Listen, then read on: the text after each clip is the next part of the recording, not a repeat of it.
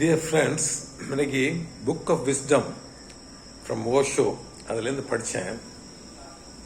எல்லா விதமான எமோஷன்ஸ் சுச்சுவேஷன்ஸையும் என்ஜாய் பண்ணலாம், அக்செப்ட் பண்ணிக்கலாம் அப்படின்னு சொல்லியிருக்காங்க.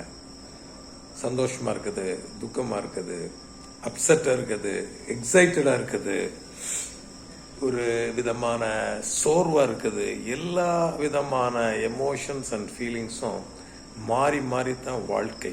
அதையும் நீங்கள் ரசிக்க கற்றுக்கலாம். எப்படி பகல் இருக்கோ அதே போல் தான் இரவு.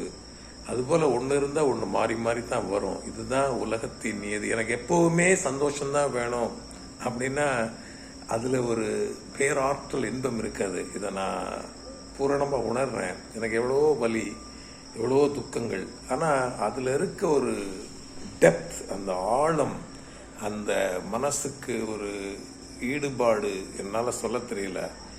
அதுலேயும் சொல்ல தெரியாத ஒன்று இருக்குது அப்படிங்கிறத நான் உணர்றேன். My dear great friends, accept all emotions, all feelings, all situations.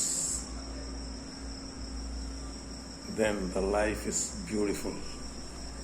Yeah, I realize that. Thank you, Osho. Thank you, Book of Wisdom.